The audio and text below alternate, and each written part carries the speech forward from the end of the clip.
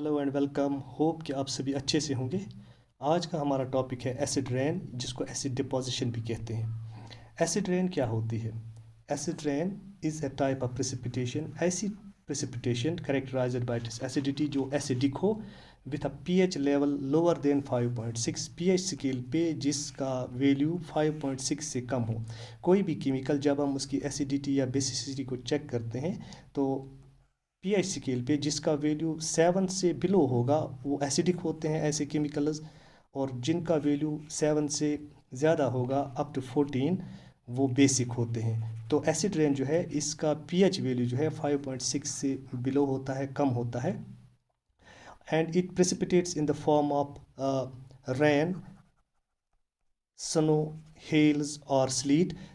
बारिश की सूरत में, सनो की सूरत में ये ज़मीन पे आ जाते हैं तो उसको फिर एसिड रेन कहते हैं। This phenomena results from presence of pollutants. Atmosphere में मौजूद जो पोलूटेंट्स होते हैं उनकी वजह से एसिड रेन बनती है। प्राइमरली सल्फर डाइऑक्साइड, जिस तरह सल्फर डाइऑक्साइड एक पोलूटेंट है, एंड नाइट्रोजन ऑक्साइड्स या नाइट्रोजन डाइऑक्साइड जो होता है एटमॉस्फेयर में, उसकी वजह से एसिड रेन बनती है, विच अंडरगोज कम्प्लेक्स रिएक्शंस। ये पोलूटेंट्स जो हैं ये इनमें बहुत सारी रिएक्शंस होती हैं एटमॉस्फेयर में अदर गैसेस के साथ, and leading to the formation of acidic compounds. ये एसिडिक कंपाउंड्स बनाते हैं and then precipitate in the form of snow, in the form of sleet, in the form of hails. तो इस तरह इसको एसिड रेन कहते हैं। जो एसिड रेन होती है इसके लिए और एक टर्म भी इस्तेमाल कभी होते हैं, वेट डिपोजिशन। वेट डिपोजिशन उस सूरत में हम कहते हैं जब ये प्रेसिपिटेशन होगी इन the form of rain, in the form of सनो, इन द फॉर्म ऑफ हेल्स या in the form of slit. तो स्लीट मीन्स कि जो रेन होती है एंड प्लस जो पेलेट्स ऑफ सनो होते हैं उसको हम स्लीट कहते हैं। तो इस डिपोजिशन को जब ये ज़मीन पे आ जाए इसको कहते हैं वेट डिपोजिशन। और दूसरी होती है ड्राई डिपोजिशन। ड्राई डिपोजिशन उस सूरत में हम इनको कहते हैं कि जब जो एसिडिक कंपोनेंट्स होते हैं या एसिडिक कंपाउंड्स होते हैं, जैसे नाइट्रेट पार्टिकल्स होते हैं, नाइट्रेट के जो कंपाउंड्स होते हैं, इसी तरह जो सल्फ़र कंटेनिंग कंपाउंड्स होते हैं या सल्फरस कंपाउंड्स होते हैं, जब वो ज़मीन पे आ जाते हैं इन ड्राई फॉर्म, तो जैसे ही वो अर्थ की कंटेक्ट में ऐसे सल्फ़र कंटेनिंग या नाइट्रेट्स जो होते हैं ये आ जाते हैं, तो उसको हम उस वक्त कहते हैं कि ये ड्राई डिपॉजिट्स हैं या ड्राई डिपोजिशन है। ड्राई डिपोजिशन का मतलब ऐसे केमिकल्स जब फिर ज़मीन पे मॉइस्चर के कंटेक्ट में आते हैं तो उस सूरत में ये एसिडिक या अपना जो भी उनका नेचर होता है वो शो करते हैं। फॉर एग्ज़ाम्पल मैं आपको ऐसे बताऊंगा, जो भी कंपाउंड एसिडिक या बेसिक होते हैं वो एसिडिक नेचर या बेसिक नेचर उसी वक्त दिखाते हैं, शो करते हैं, या दे बिहेव एज एसिड्स और basis only in aqueous solutions. जब वो एक्वस सॉल्यूशंस में होते हैं या लिक्विड फॉर्म में जब वो आ जाते हैं, लिक्विड फॉर्म मीन्स वो डिज़ोल्व हो जाते हैं पानी में या मॉइस्चर के कंटेक्ट में आ जाते हैं,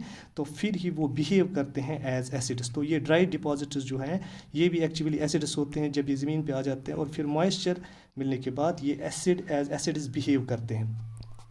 जो ये एसिड रेन होते हैं इसके जो प्राइमरी प्रिकर्सर्स होते हैं जिनकी वजह से एसिड रेन बनती है वो है nitrogen oxides, often originate from combustion process in vehicles and industrial activities.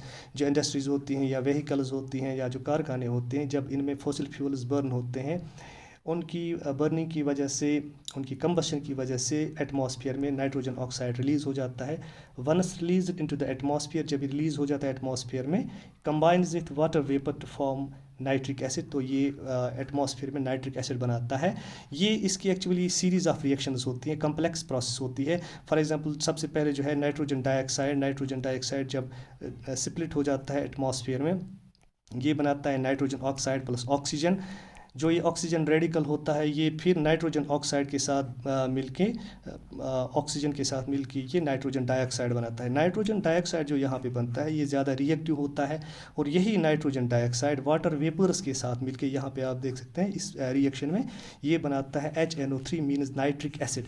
Nitric acid जो है ये बहुत ज़्यादा एसिडिक होता है, और जब ये बारिश के साथ प्रेसिपिटेट करता है या सनो के साथ या जो हेल्स होते हैं या स्लीट होता है इन द फॉर्म ऑफ हेल और सनो और rain, it precipitates on the surface of earth, तो उसी को हम कहते हैं एसिड रेन। और एसिड डिपोजिशन। जो सल्फर डाइऑक्साइड होता है, it is release during burning of fossil fuels. और सल्फर डाइऑक्साइड जो दूसरा एक अहम पोल्यूटेंट है जिसकी वजह से एसिड रेन बनती है, it is release by burning of और combustion of fossils such as coal. ज़्यादातर कोल जो है उसमें सल्फ़र होता है, वो सल्फ़र डाइऑक्साइड वहीं से जनरेट होता है। ऑयल जो ऑयल मीन्स जो पेट्रोल, डीजल, ऐसे ऐसे जो फ्यूल्स होते हैं, इनसे इनके कंबशन से ये जनरेट होता है। Sulphur dioxide reacts with oxygen to produce sulphur trioxide. Atmosphere में सल्फर डाइऑक्साइड ऑक्सीजन के साथ मिलके या ऑक्सीजन के साथ रिएक्शन करके सल्फर ट्राइऑक्साइड बनाता है।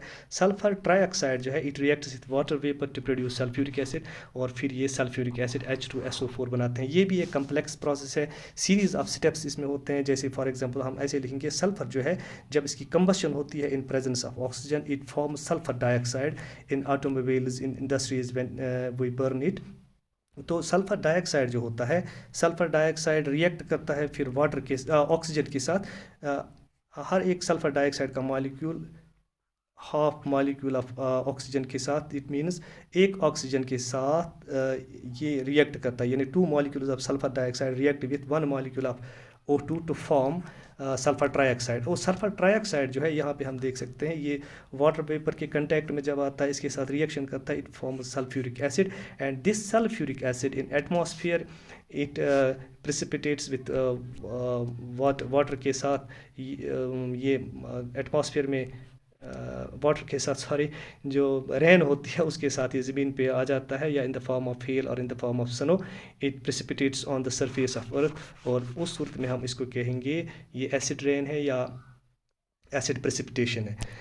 तो जो विंड्स होते हैं, wide spread winds, these acidic compounds are taken और flown away through these winds over large distances, बहुत दूर तक ये चले जाते हैं, in the form of rain, snow and other forms of precipitation, then brings these acids to the surface of earth. तो अभी हमने पढ़ा ये सरफेस ऑफ अर्थ पे in the form of rain और in the form of snow और slit और हेल्स ये ज़मीन पे आ जाते हैं। इसके इम्पैक्ट्स क्या है?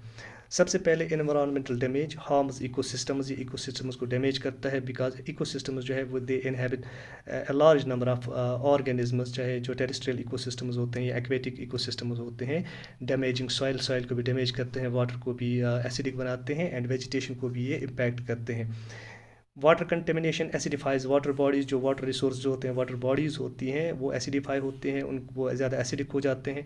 डिसरप्टिंग एक्वेटिक लाइफ, उनमें जो एक्वेटिक लाइफ होती है वाटर सोर्सेज में, वाटर बॉडीज़ में, वो डिसरप्ट हो जाती हैं और इकोसिस्टम्स को भी इस तरह इम्पैक्ट करते हैं। लीच न्यूट्रिएंट्स फ्राम सॉइल, जो सॉइल होती है उसमें जो न्यूट्रिएंट्स होते हैं उसकी फर्टिलिटी को ये कम करता है, बिकॉज जो ये एसिड्स होते हैं ये बहुत ज़्यादा रिएक्टिव होते हैं, और इस तरह जो लीचिंग होती है ज़मीन में से या सॉइल में से, जो न्यूट्रिएंट्स होते हैं वो परकुलेट हो जाते हैं और निकल जाते हैं, इस तरह उनकी फर्टिलिटी कम हो जाती है। Impacting plant growth and agricultural productivity, इस तरह ये प्लांट ग्रोथ और जो एग्रीकल्चरल प्रोडक्ट्स होते हैं या प्रोडक्टिविटी होती है उसको भी इम्पैक्ट करता है। Forest decline weakness trees making them susceptible to disease, जो एसिड के कंटेक्ट में आ जाते हैं उनमें नेक्रोसिस हो जाती है लीव्स में, और इसी तरह जो पेस्ट्स वगैरह होते हैं उनको भी ये डैमेज करता है, यानी एनिमल्स को भी इम्पैक्ट करता है। इसी तरह ह्यूमन्स पे भी इसके हार्मफुल इफ़ेक्ट्स होते हैं, स्किन इरिटेशन हो जाती है इससे। और दूसरा ह्यूमन हेल्थ जो है, ह्यूमन हेल्थ के बारे में यहाँ पे हम देख रहे हैं कि एयरबॉर्न पोल्यूटेंट्स में कंट्रीब्यूट टू रेस्पिरेटरी इशूज़, उससे रेस्पिरेटरी इशूज़ भी हो सकते हैं, सांस लेने में फिर दुश्वारी होती है। Accelerates deterioration of buildings and structures, जो बिल्डिंग्स होते हैं, स्ट्रक्चर्स होते हैं, खासकर जो मेटल्स के बने होते हैं या मार्बल्स वगैरह के बने होते हैं, उनमें मार्बल उनको ये डैमेज करता है। Aquatic impact, harms fish, disrupts aquatic food chains, economic consequence भी होती है, रिक्वायर्स कॉस्टली एनवायरमेंटल रिमेडिएशन। फिर जब एनवायरनमेंट में एसिड रेन की वजह से बहुत सारे एक्वेटिक ऑर्गेनिज्म मर जाते हैं या जो स्ट्रक्चर्स होते हैं ये डैमेज हो जाते हैं, तो उससे फिर जो है इकोनॉमी जो है वो हर्ट होती किसी भी एरिया में जब एसिड रेन होती है। So it requires costly environmental remediation impacting industries and regional economies जो होती है वो भी इससे डिस्टर्ब हो जाती हैं या उस पर बर्डन बढ़ जाता है, बिकॉज जो मोनूमेंट्स होते हैं या बाकी चीज़ें होती हैं, इस तरह जब ये इनको भी इम्पैक्ट करता है, या जो मेटलिक जो स्ट्रक्चर्स होते हैं जिन्हें मेटल का यूज़ होता है, वो जब डैमेज हो जाती हैं उससे इकोनॉमिक स्ट्रेंस बढ़ जाती हैं। होप कि आपको ये अच्छी तरह से समझ आ गया होगा। Thank you and stay blessed.